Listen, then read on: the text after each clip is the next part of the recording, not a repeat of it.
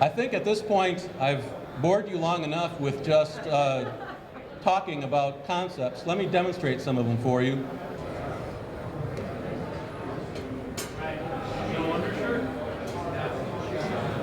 I do have an undershirt on, yeah. No, you're cool. Don't worry.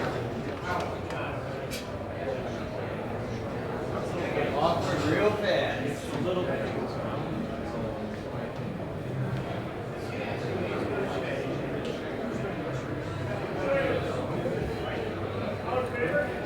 All right. What's good?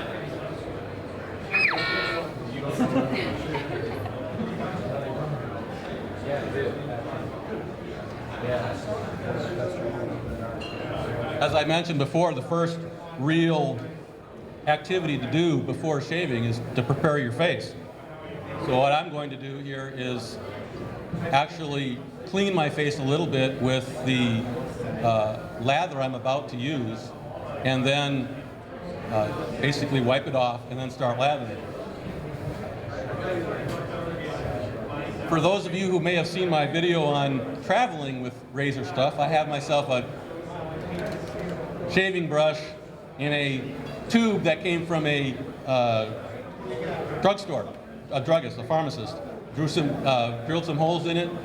Great way to keep your brush from getting all messed up.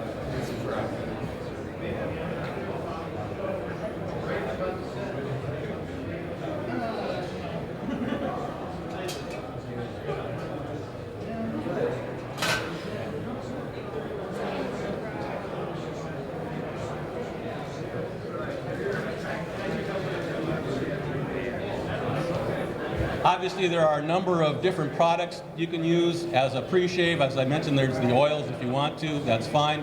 Actually, just a good glycerin facial soap is excellent. Just you want to keep your face moistened and clean in preparation for the shave. Just don't use like a body bar or a deodorant bar, because that's going to strip away too many oils on the off of the skin, and you'll actually have more trouble shaving. I'm actually going to use a little shaving lather. In this particular case, this is some lather from some cream from New York Shaving Company that I'll use.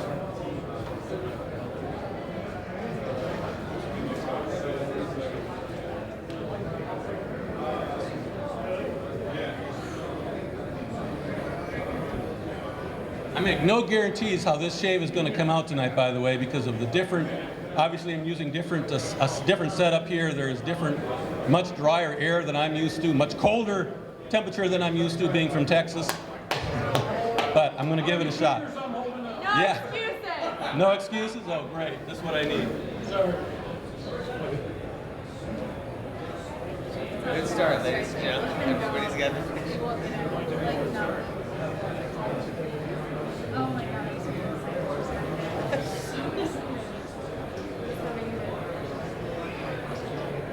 Seriously? That's awesome. So I made myself a little proto lather, just slapped it on. It's really nothing but a, ooh, that's hot.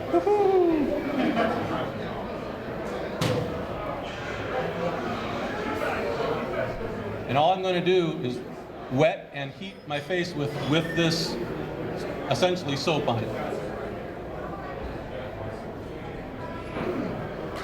It'll take about a minute.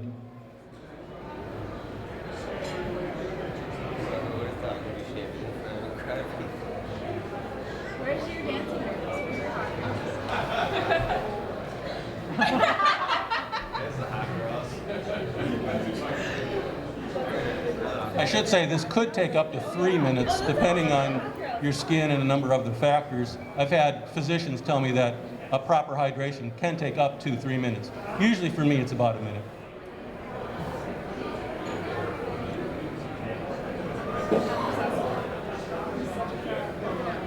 And then just wipe it off.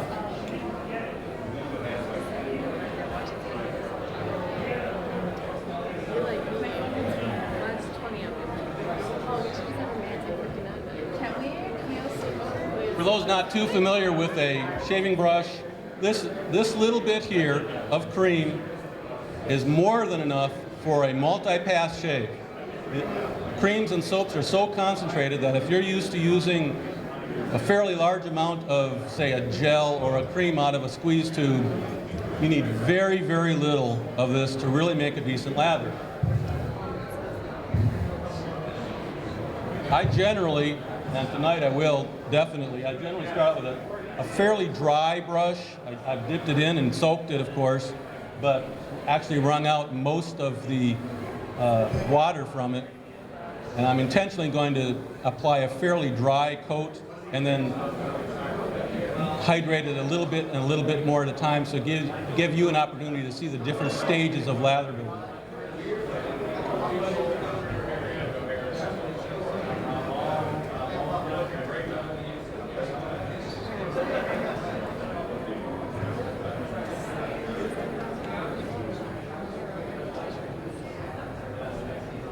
By the way, I'm using a Badger brush from Procter & Gamble this time.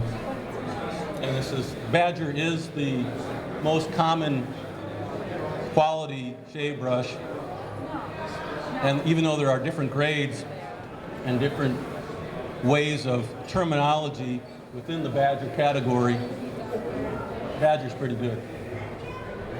Now you may notice if you look that it's a fairly thin coat right now, kind of dry, not really built up. So I'm going to dip just the tips of the brush in water and work at it again. Just stop it. Stop.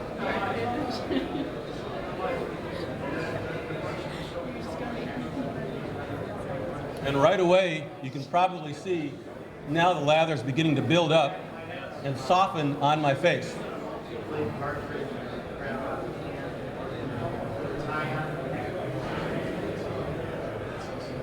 I normally initially use kind of massaging motions to get all around each individual little hair and let it build.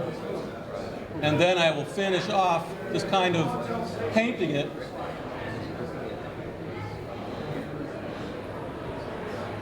to even it out and fully hydrate.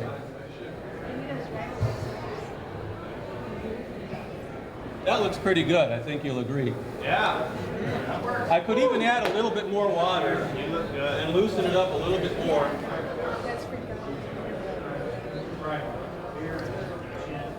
But I think in this particular case, I'm going to play it safe. You should just start being like, grow up hair. It's going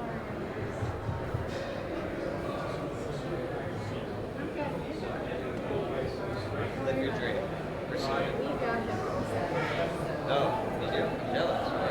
Someone's watching. For a razor and blade tonight, for this demonstration, I'm actually going to use a Weishi razor, which is essentially a Chinese knockoff of a 1960s Gillette Super Speed, with an iridium blade. Unfortunately, iridiums aren't currently in production anymore, but that's not really the most important bit. Just basically finding the blade that works best for you is really important. Search around a little bit, experiment a little bit, and it will pay off for you, because you will find a set of blades, hopefully more than one brand, that work particularly well for you. Other blades may not. So I'm ready to shave. Unlike cartridge razor, a DE, you can kind of, as I mentioned earlier, cheat a little bit. Even though my grain essentially goes more or less this way, for the first pass with a DE razor, I can go straight down, north to south. That way, it's easiest to maintain the best consistent angle on the blade rather than trying to maneuver all around. This way you have a consistent reduction, and you can worry about getting the little bits and pieces later. Again, the first pass you do should always be the most comfortable pass, and all you're going to do is reduce. Don't try to eliminate, don't even think about eliminating all your stubble at this point. All you want to do is reduce the grain. Pardon me, reduce the stubble.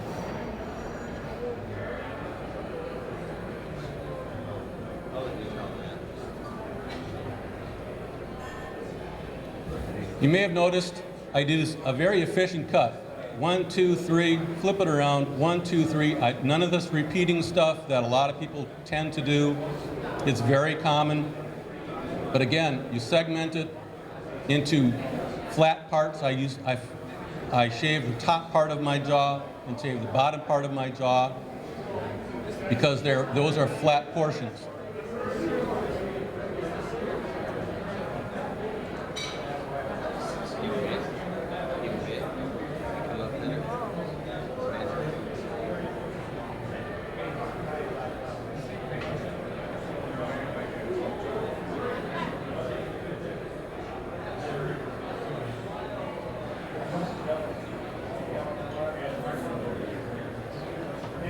This area that's left that has lather on it is my most difficult area, so I save it for last because it's always the most stubbly and difficult to work with.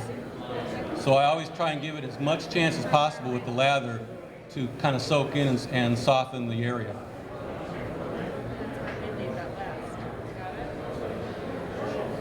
You'll also notice when I particularly did the bottom of under the lip, I curled my lip a little bit, flattening the portion really instead of going like that and overstretching. I flattened rather than stretch.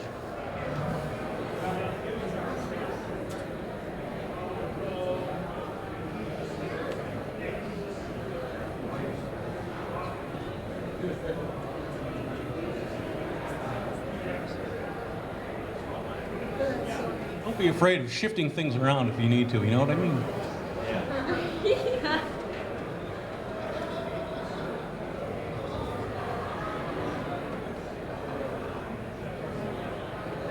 Okay, I've finished my first reduction pass.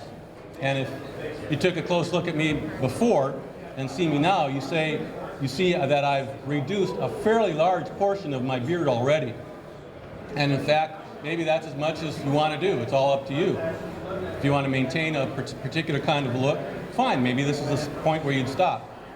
If not, let's move on to another pass. If you're very new to the DE world, you may want to do this first pass twice. It may not feel like you're doing much benefit the second time around, but you really will be reducing it significantly more. Me, I'm going to do another cross-grain pass to reduce even further. I also will very briefly re-wet my face rather than going to the brush right away again, simply because I want to keep on that nice base of moistness on the face. It's not necessarily a full rinse, but just keeping the face moist.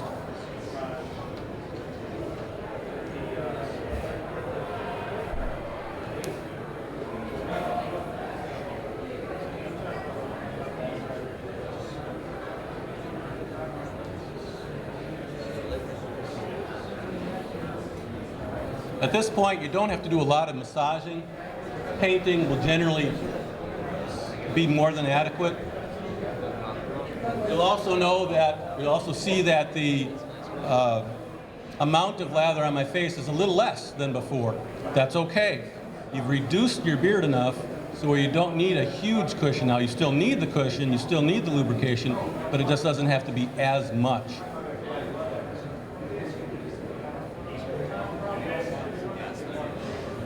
And in my particular case, I'm now going to do an upward pass. Again, I can maintain that consistent angle and pressure, and I'm able to do that. If you can't, don't. If you find yourself getting a lot of razor burn or nicks or cuts, go follow your grain more. It's okay. It's just what works for me.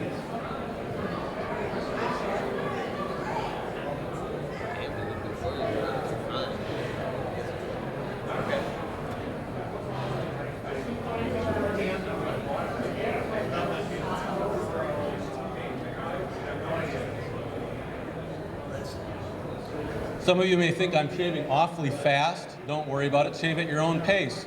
I've just learned after a number of years to shave this way. If you want to shave slower, shave slower.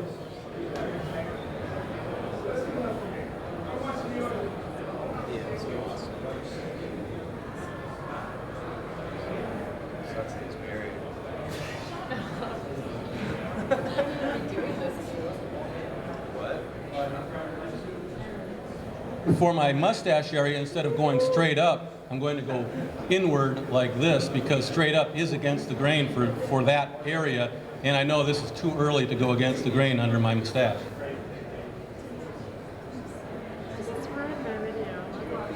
You also may notice that it looked like I was repeating a lot of strokes, but again, I was maneuvering the razor blade over the flat parts, and since under the lip gets to be curly, you have to make smaller cuts to make that flat area shaved correctly.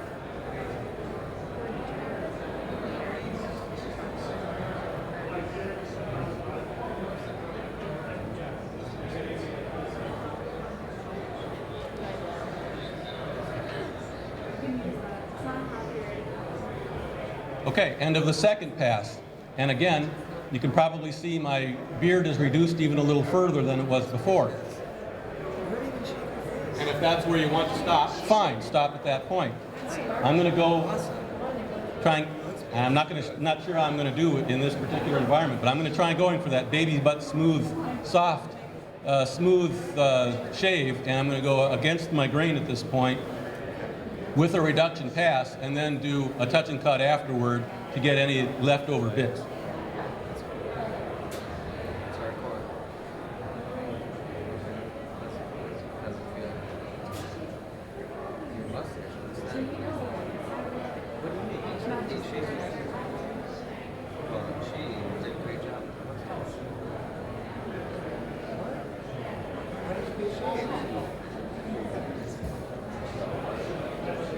And again, my grain goes basically across, so in this particular case, I'm going across back this way.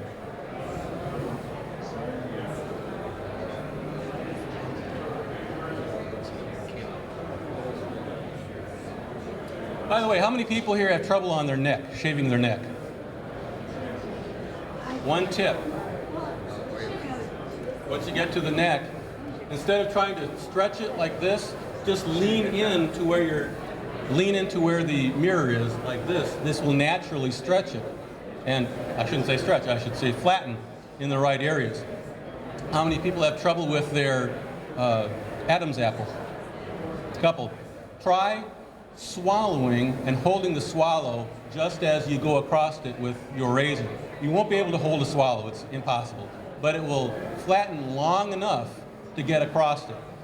Or some people, if they can get away with it, will just slightly move the skin over a little bit and catch that bit.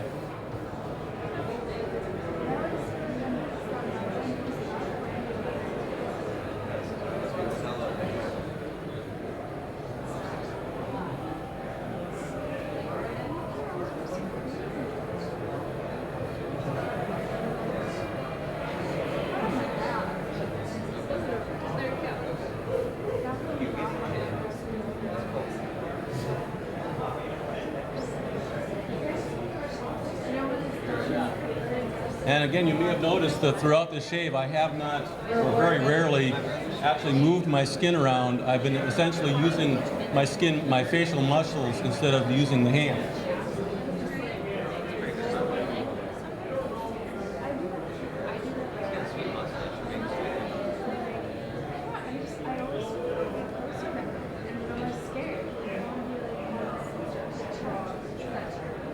Check out the sweet mustache.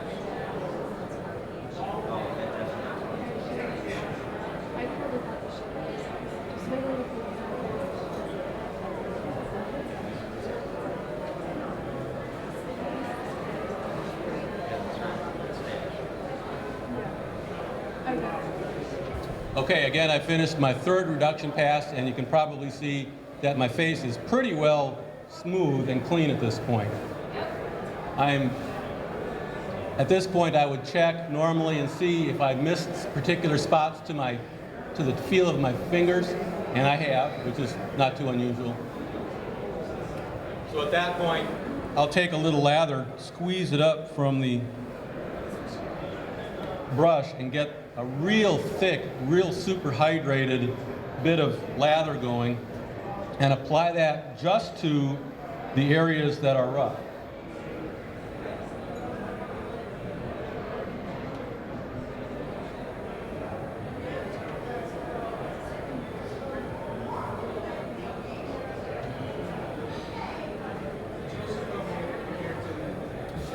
Now, here's a point where you'd use sort of some advanced techniques that may look a little scary, but actually do work.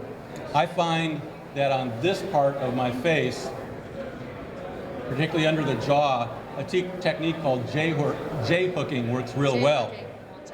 Ah, you've been waiting for J-hooking, I can see. And J-hooking is essentially just what the name implies. You're making a J motion with the razor and kind of maneuvering in a circular motion around a particular area.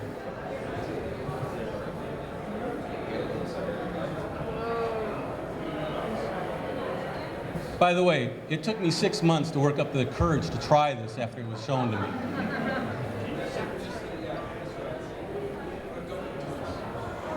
Want to do it very quickly and very lightly, no pressure on this.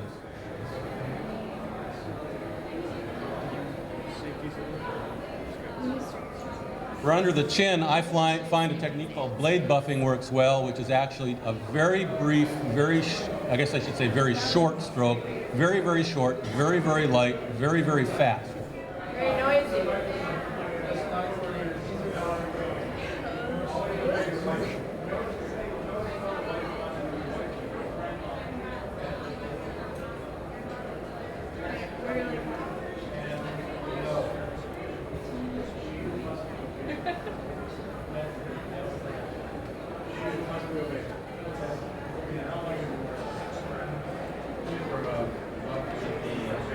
And that's essentially it. Now, I do feel myself have still a couple of little areas that are a little rough. I'm not going to worry about it at this point, partly because I'm in a new environment. I'm probably not going to get the best shave environment for myself anyway. Also, in a lot of cases, particularly older fellows like me, a rough patch that may feel like stubble could actually just be a rough patch of skin.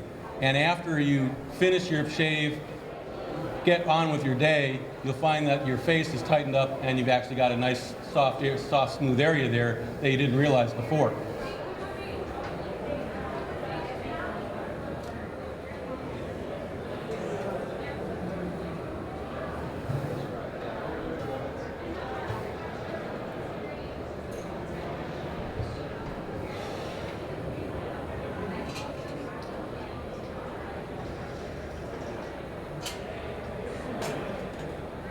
After the shave is complete, most people will recommend that you rinse your face with cold water and start applying your aftershave. I generally do not do that. I will actually do a very thorough rinse with warm water to get off the last little bits of lather residue and stubble off my face. And in fact, a lot of times I will then even take a cotton pad soaked with witch hazel and run that across my face as well to kind of further clean that area. It really helps prevent ingrown hairs that may be troublesome at some point, and in a small respect may also help razor burn.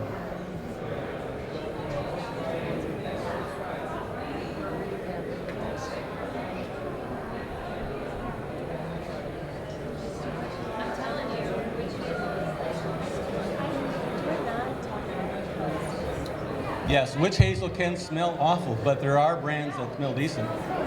You like it? You like the regular smell of witch hazel? It's hard to breathe. It's manly. It's on her lips and sucks.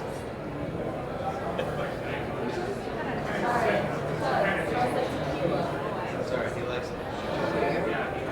Okay, at this point I have hopefully rinsed off my face well enough to avoid problems. And now I'm going to go ahead and do a final rinse with cool water. That's not cool water.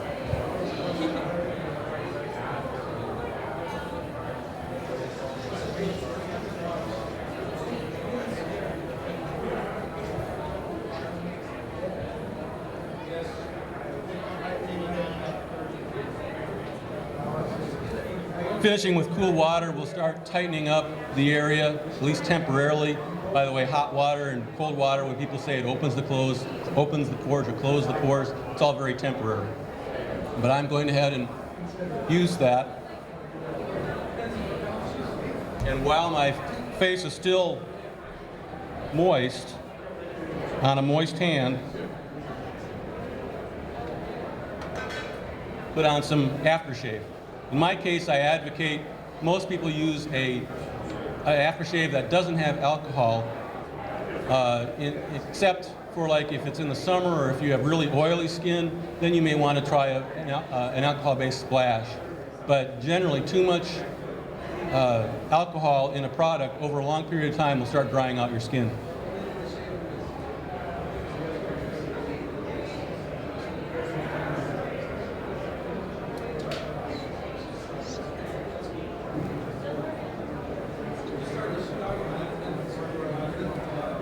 And that's basically the shave. I've gone through it pretty quickly. I normally take about 15 minutes, 10 to 15 minutes for a leisurely shave in the morning. When I first started learning DE shaving, it was more towards 20 minutes. But I find 10 minutes perfectly adequate for me.